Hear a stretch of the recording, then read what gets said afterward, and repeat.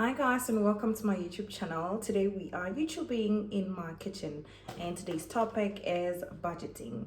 And I had to revisit this topic because I've done videos about budgeting before. I had to revisit this topic because I feel like it's a really important. And in today's video, I'll try to highlight why it is important and how do you go about it and how can you use it to actually achieve your financial goals. Okay, so if you're new to this channel, be sure to subscribe. But if you're a returning subscriber, hey, welcome.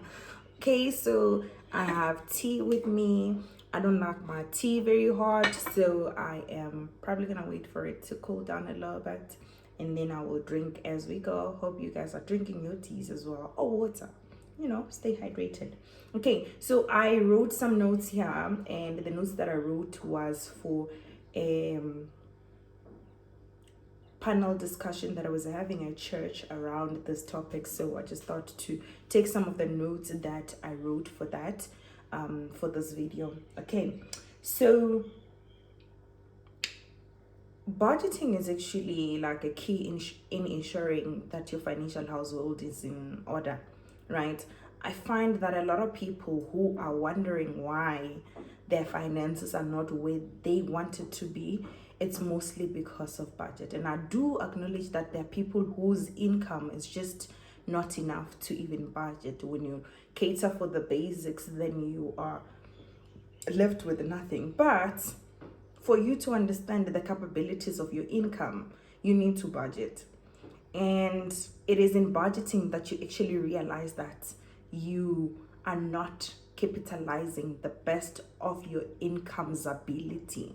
So we want to make sure that we are getting the best out of our income. We are getting to achieve our goals through budgeting, right?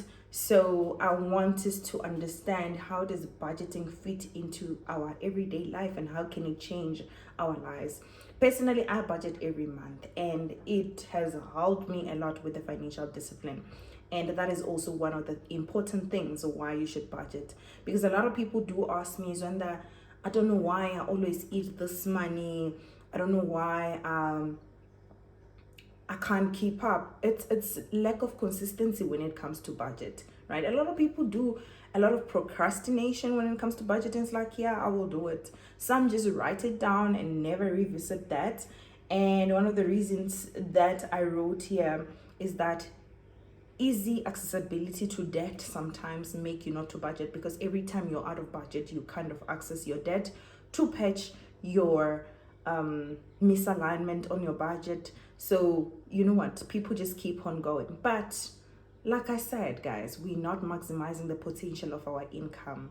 And I always give this example. There are a lot of cleaners or low income people who actually have done a lot for themselves. People will say, hey, you have a rich boyfriend or you have snake. But it's just an excuse that we give to ourselves just so we are comfortable. But sometimes people just know how to prioritize their money and allocate it correctly for them to build something for themselves.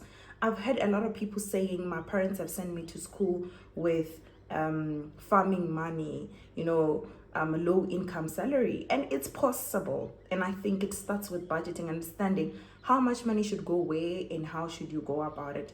And the more consistent you are to budgeting, the best output that you get is actually the consistency. No, it's not the consistency, it's actually the discipline of money, of knowing that certain amount of money goes to certain places. Okay, so let's go to the definition of budgeting per the book. A budget is a financial plan that considers estimated income, expenses over a certain period of time. Guys, like, this is textbook stuff. But personally for me, a budget is a tool that actually allows you to tell your money where it should go instead of you wondering where it went, right? So we want to be at a point where we can tell our money, this is what you should do, this is what you should do, and it gives us control, right? So that's what budgeting is. And why should you budget? One of the reasons that I feel like it's very important is taking control, right? Not living by reactive methods, but being proactive in the way in which you manage your money, and the allocation of money, meaning that you prioritize things that matters to you. Another one is that to ensure that you don't spend the money you don't have. A lot of people are living beyond their means because really they don't care to see what is it that my income is able to do. Another one is decision on making big purchases. Your income within or through budgeting, you're able to see what big projects can you do, and within what period of time can you do those things, right? So I also wanted to speak about like the benefits of budgeting as well, right? For me personally, if you budget, you're able to allocate money to savings, money to expenses. And why saving important? Saving is important because there are things that we can buy right away with our income, but there are things that needs us to put a little by bit until we can achieve that money and then get to purchase that thing, like deposit for a house, or not even a deposit, guys, like money for the lawyers, because they want it up front. So you need to allocate a certain portion of your money within the budget and say this is for my the lawyers, and then with that, with your amount linked to a certain goal, trust me, you won't eat it. Especially if you really mean business by having that house, okay? So also there are two methods of budgeting. There's budgeting to zero. There's also the 50-30-20 rule, right?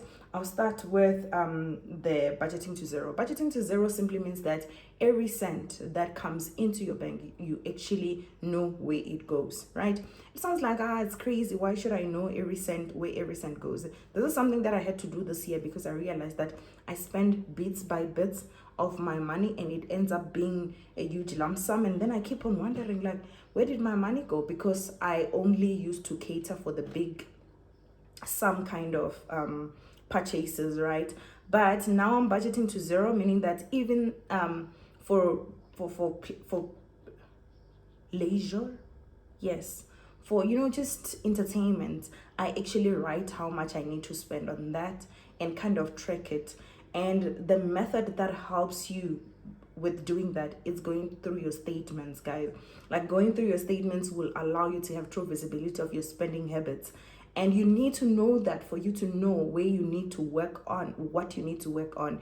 Every month I go through my previous month's budget, because sometimes during the month something important comes in, you cater for it, and where else you didn't budget for it in the previous month, that means you are out of budget. You need to know those things, and if possible, you need to plan for them ahead. So the statement actually helps because it gives you the reality of where you are, and then you can start making adjustments. So that's what budgeting to zero is. But in short, when you're doing budgeting to zero, you just need to consolidate your income, consolidate your expenses, and it's always nice to categorize them, right? Saying these are fixed or permanent expenses which don't change. This is like your rent or your bond, your car loan, things that don't change. And then you have variable expenses like maybe fuel, food, all those things. So you need to categorize them, because when you categorize them, you can easily see where can you cut if the cutting is needed. And make sure you allocate everything, including savings, right? I believe that one of the biggest or one of the most quoted line about personal finance is that you must pay yourself first. And I actually believe in that. Paying yourself first, not to say, I need to get an ice cream, I work so hard. No, paying yourself first so that in a way, meaning that, I'm so sorry, it's too early, guys. Meaning that you need to reward yourself, and you need to see what your income is able to do for you, right? Because your employer is actually seeing what your value is. They getting money through you, and what are you getting through them, right? So that's more of that. And then the second method is the 50-30-20 rule. I love this rule because it's simplified and it's very directional. My English is so bad. So the 50 part of this, it goes to your needs. Your needs would be your housing, transportation, insurance, etc. And then they suggest that 30% should go to your wants. This would be if you want to go watch a movie, if you want to go out for a dinner or for a concert, you keep that 30%, and 20% should go towards one, paying off your debt, two, savings. Personally, for me, I would say 30% towards savings and paying off debt, and then 20% to entertainment, and then 50% towards your needs. This is a recommendation. It's okay to have 70, 20, 10, and you fix it as you go, right, towards where you want it to be.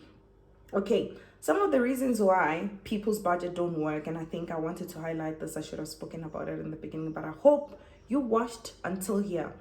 The reason why people actually struggle to maintain the budget when they've already written it and they're starting to budget, it's one, emergency, two, unplanned costs that just comes, right?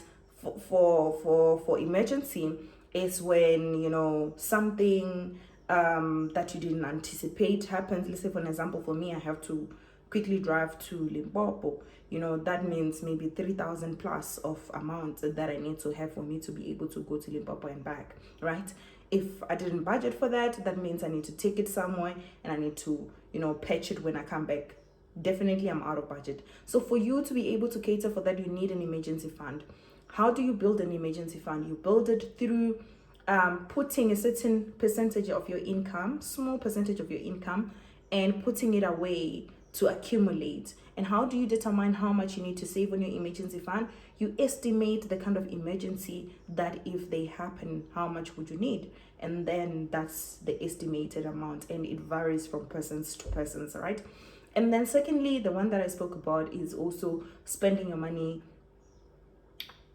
spending your money unplanned. This is like when you know you have a birthday coming and then you don't save for it, and then your birthday comes and your friend says, hey, let's go to Cape Town, right? Which money are you going to use? If you didn't plan for it, you're going to take some money somewhere and then you end up being out of budget. So for this, you need what is called a sinking fund, which is an account which you create to save for planned events. Like I said, for birthdays, if you know you want to buy a couch, those things, that's what you saved for. Guys, please let me know what out of this video you found important or you found relatable for you. Otherwise, I tried to make it as short as possible, but also I was freestyling this video because I had to recreate it because I created it for the church, as I mentioned. I guess now I can go for my tea. I was trying to rush. I have a meeting soon. Goodbye, guys. Don't forget to subscribe. Cheers.